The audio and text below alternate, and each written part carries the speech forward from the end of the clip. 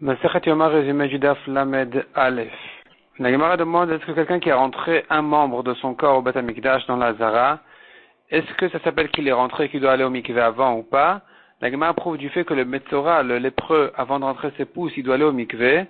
On voit de là que même pour rentrer un membre, une partie de son corps, c'est suffisant pour aller au mikveh avant.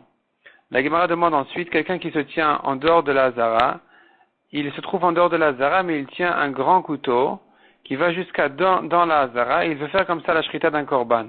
Est-ce que ça nécessite d'aller au mikveh avant ou pas? Et la Gemara reste là-dessus en question. La Gemara ensuite ramène encore que les 5 fois où le Kohen Gadol allait au mikveh pendant Kippour, à chaque fois qu'il faisait un changement de vêtements, donc le Kohen Gadol il portait des fois des vêtements blancs quand il rentrait au Kodesh à Kodashim, et des fois des vêtements, les 8 vêtements qu'il portait habituellement, donc 4 en or, où il y avait aussi de l'or. Et à chaque changement, il devait aller au mikveh et faire 2 fois Kiddush Yadayim Veraglaim. La Gemara dit que son mikveh était les 4 dernières fois, les 4 fois depuis la 2e jusqu'à la 5e, c'était dans un endroit de Kodesh, à Bet Aparva, qui s'appelait donc Bet Aparva, mais la première fois qu'il allait au mikveh le matin avant de commencer la Voda de Kippour, il allait se tremper dans un mikveh qui était sur le Shar Hamaim, qui était un endroit qui n'était pas Kadosh, c'était un endroit de Chol. La Gemara fait un calcul que le mikveh qui remontait de la source qui jaillissait au-dessus du Beth Amikdash et qui remontait jusqu'à dans le Shar Hamaim, jusqu'au Shar Hamaim, qui faisait 23 amot de hauteur au-dessus du sol de la Zara, il faut dire que donc ça jaillissait à 23 amot au moins au-dessus du sol de la Zara et que ça redescendait, la source elle redescendait, de manière à ce qu'elle puisse remonter toute cette hauteur-là de 23 amot. La Gemara ensuite dit, on mettait un drap de lin entre le Kohen Gadol et tout le monde quand il se trempait au mikveh. Pourquoi de lin? Pour qu'il puisse reconnaître et se rappeler que la voda du jour se fait avec des vêtements de lin. Le Kohen Gadol se déshabillait, se trempait au mikveh, remontait, s'essuyait, on lui amenait ses vêtements d'or, il s'en vêtissait et il faisait un kiddush Yadayim Veraglaim ensuite. Après ça, on lui amenait le korban tamid, il commençait la shrita, et un autre Kohen terminait la shrita de manière à ce que le Kohen Gadol puisse recevoir le sang immédiatement. Il le jetait au mizbeach, il rentrait faire les ktoret du matin, nettoyait les nérotes, sacrifiait la tête et les membres du korban tamid, et l'offrande de farine que le Kohen Gadol doit amener tous les jours, plus le vin. La Mishnah précise encore, les ktoret du matin se faisait entre le jet du sang au mizbeach et le sacrifice des membres, tandis que l'électorat de l'après-midi se faisait entre les membres et les offrandes de vin et de farine qui viennent accompagner le korban. Si le Kohen Gadol était vieux ou fragile et délicat, il avait du mal à se tremper dans de l'eau froide, on lui chauffait de l'eau avant Kippour et on versait ça dans son mikveh de manière à ce que ce ne soit pas si froid que ça. La Gemara dit que notre Mishnah ne va pas comme Rabbi Meir, parce que selon Rabbi Meir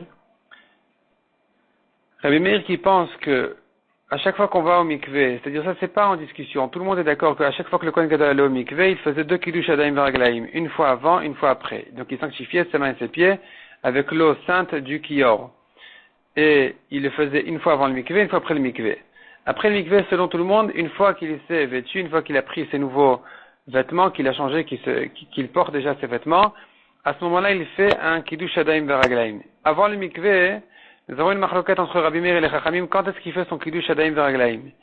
Selon les Chachamim, il le fait habillé. Avant de se déshabiller, il fait un kiddush Yadayim Veraglaim. Selon Rabbi Meir, d'abord il se déshabille et ensuite il fait kiddush Yadayim Veraglaim. La Gemara comprend que selon Rabbi Meir, puisqu'il fait le kiddush Yadayim Veraglaim déshabillé, certainement ça se rapporte sur les vêtements qu'il va porter ensuite. Donc il faudra dire qu'il fait 2 fois kiddush Yadayim Veraglaim pour porter de nouveaux vêtements de Kodesh, une fois avant le mikveh, une fois qu'il s'est déjà vêtu. Selon Rabbi Meir, donc les 2 kiddush Yadayim Veraglaim se rapportent sur les vêtements qu'il va porter maintenant. Selon les Chachamim par contre, un kiddush Yadayim Veraglaim se fait pour les vêtements qu'il enlève, avant de les enlever, et un pour les vêtements qu'il porte, après qu'il s'est habillé.